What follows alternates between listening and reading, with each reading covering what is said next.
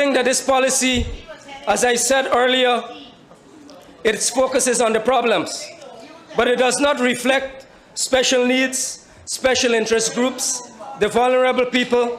And Mr. Speaker, I know Comrade Amna is going to heckle me on this, but this document also does not speak about the LGBT community. Mr. Speaker, it is my personal belief too that this document is short on logic, it is short on comprehension of the issues affecting young people. Like I said, it was not consultative, and therefore it is poor in terms of how it is constructed. It does not derive itself from profound studies. It does not derive itself from any type of deep research. And that is why when the government seeks to distinguish this document and make it distinctive, we hear of political rhetoric. But what is the basis upon which this document has been created? What is the evidence on which this document has been created? So, Mr. Speaker, as I proceed, it is my genuine view again that this document focuses more on providing for consultants than providing for young people in this country. If you go through, and I intend to retype it, and I'm going to publish it online, so that the young people of this country are going to have a chance to consult this document. Because there is absolutely nothing in here that speaks about interventions, measures, and actions aimed and geared at the development of young people.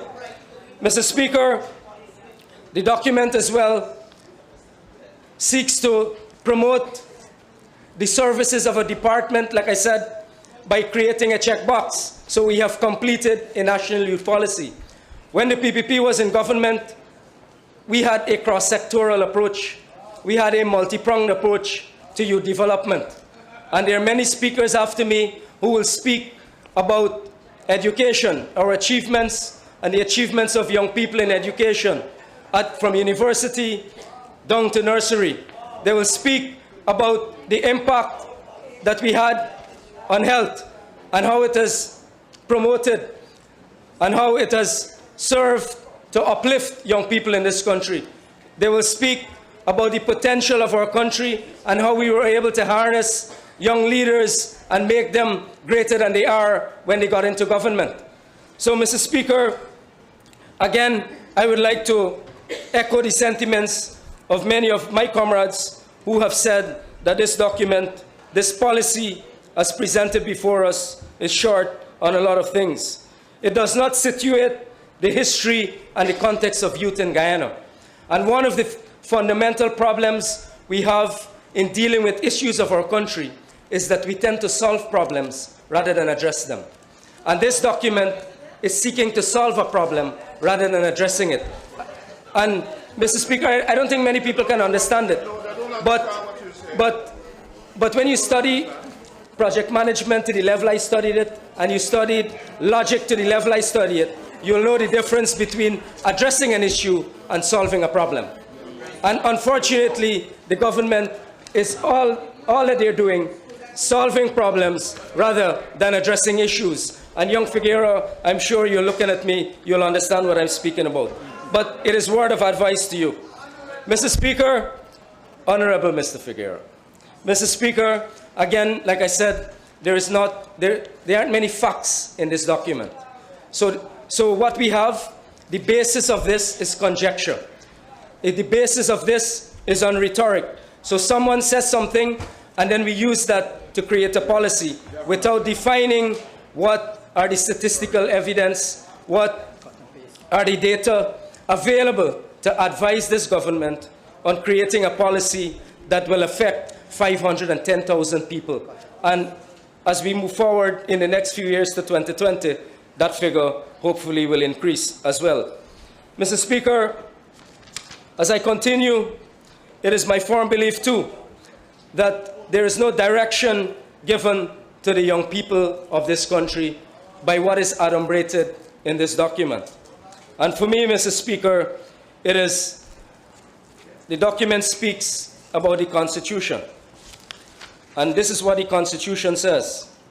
the aspirations of our young people who, in their own words, have declared that the future of Guyana belongs to its young people, who aspire to live in a safe society which respects their dignity, protects their rights, recognizes their potential, listens to their voices, provides opportunities, ensures a healthy environment, and encourages people of all races to live in harmony and peace, and affirm that their declaration will be binding to our institutions and be part of the context of our basic law. Mr. Speaker, for 17 months of this current regime,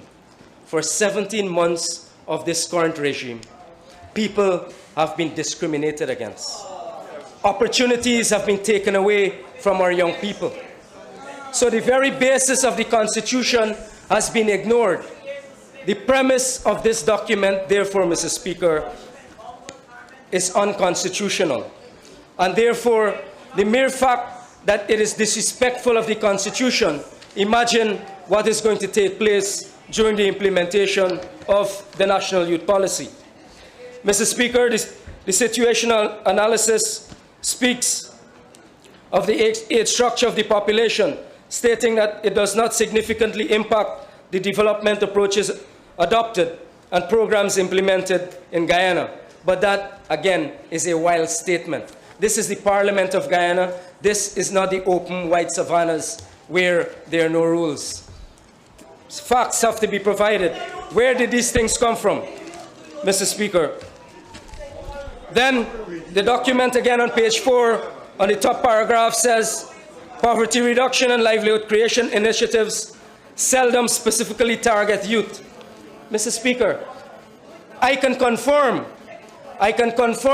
that this document holds true over the past 17 months, that poverty reduction and livelihood creation initiatives seldom specifically target young people or youth in Guyana. That is a fact over the past 17 months of this current government. Because if you were to delineate and itemize all of the interventions that the former government pursued targeting young people and targeting youth development, from nursery to university to the workforce, Mr. Speaker, I'm going to be here for a very long time standing.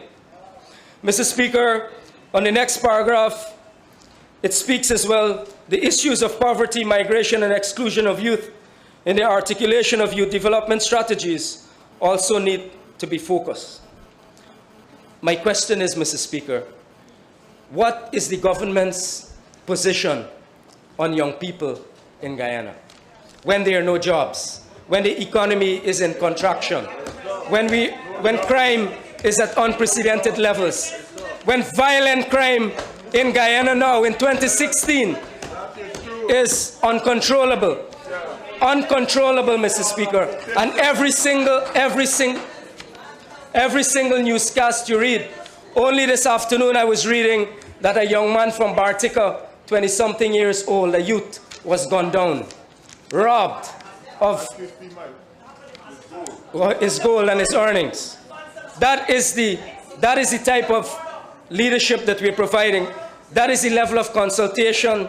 That is the level of articulation that we see from this government. Mr. Speaker, as well, we say in the third paragraph that youth entrepreneurship is in an embryonic stage. Mr. Speaker, time has gone before us.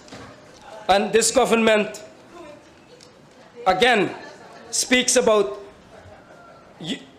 there's a lack of legislation affecting young people, that there are limited access to financial products and credit schemes. But, Mr. Speaker, we live in an economy that unfortunately is tax-based. The budget of this country is generated largely through taxes. Where, Mr. Speaker, is the evidence that this economy is productive? Where, Mr. Speaker, how, Mr. Speaker, are young people in this country going to be involved in business when the government itself, when the revenue base of this country is generated from taxes rather than creating industries to drive this economy? Where are we going to, when all of this is done, where are we going to employ these young people? And what kinds of jobs are they going to be provided? Except that we are going to be reading to them, again, a 25-page document stating that you have a policy before you. Whilst I'm reading here, Mr. Speaker, young people are looking for jobs. Whilst we are sitting here, Mr. Speaker, they are looking for jobs. And to use, Mr. Speaker, the same tone that the government has been using, I can also say that the level of employment of young people in Guyana now is worse than when the PPP was in government. Yeah, that is true. Mr. Speaker, the last paragraph on page 4 says that the education system has remained stagnant, is not responsive to the market. It fails to equip youth with the skills and knowledge demanded by local and regional economies. Mr. Speaker, again, I want to emphasize by questioning, what is this economy, how is this economy in Guyana described? And the government, in the situation analysis, that is what you need to speak about. You need to create the context upon which this document, on which the livelihood of youth, on which the development of youth must be premised. It cannot be itemizing a whole set of wild accusations